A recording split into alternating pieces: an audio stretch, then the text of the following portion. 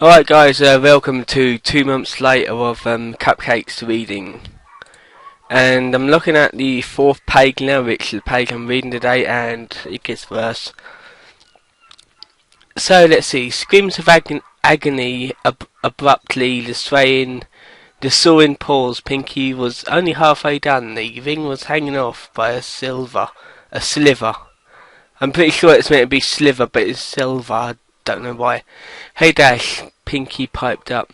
Think fast. Suddenly Pinky yanked the ring out as hard as she could. The bone snapped and the blue pony's skin then tore away. Oh god. The pull ripped away a long strip of flesh all the way down Pinky's back to her rump. Her body seized up at the unexpected trauma as her pelvis tensed up. Dash felt a warm release between her legs, and her loud, untending melody of pain filled the room. Unable to catch her breath, she blacked out. Let's go down here. Dash woke with a gasp. The stench of her urine filled her mucus-caked nostrils. Ew, that's a bit weird thing to put. As her vision swarmed into focus, she saw a very pouty Pinkie Pie removing a large adrenaline needle from her chest. Stomping her hooves, a frustrated Pinky lashed out at her helpless victim. Didn't anyone teach you any manners? It was rude to fall asleep when someone invites you to spend time with them. How would you like it if I came over to your house and went to sleep? I guess click if this is, yeah, thank God it's recording.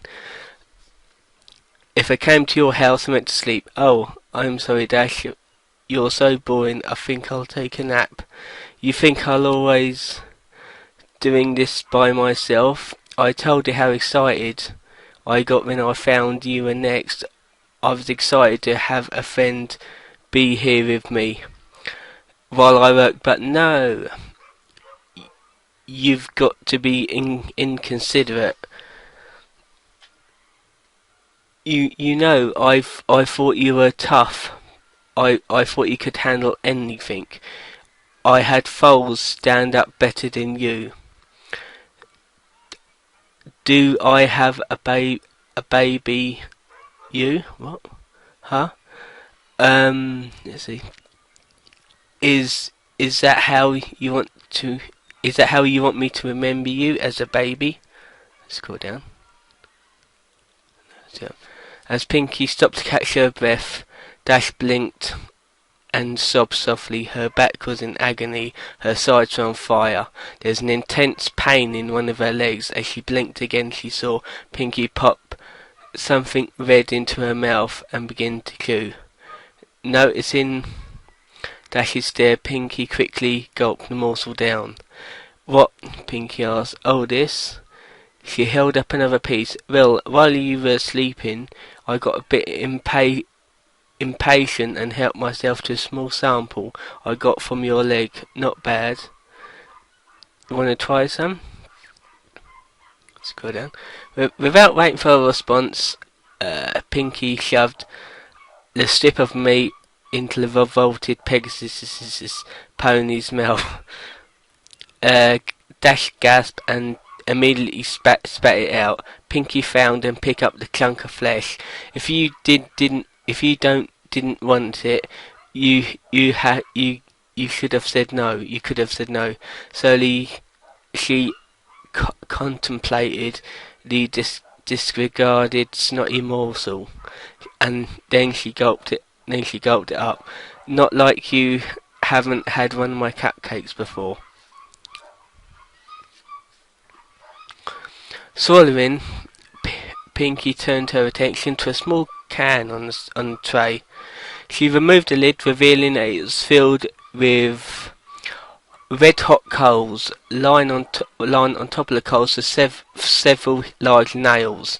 As the adrenaline filled her veins, Dash began to panic again.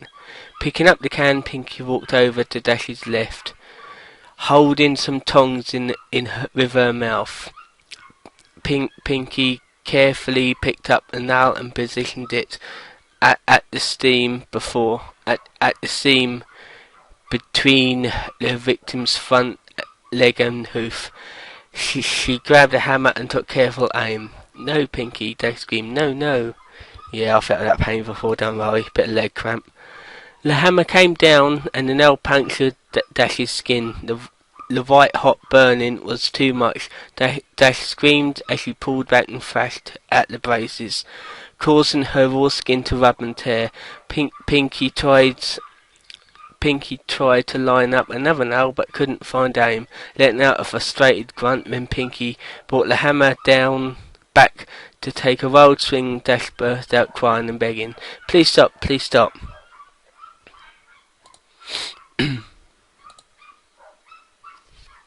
Where am I? Yeah. Pinky rolled her eyes, putting down the hammer and tongs. She walked in front of her friend, staring penitently at the broken Pegasus. Gilda didn't even try and cry as much when she had a live, was that parasprite stuff down her throat? Pinky thought for a minute about what to do next, and then she had a sudden spark of inspiration.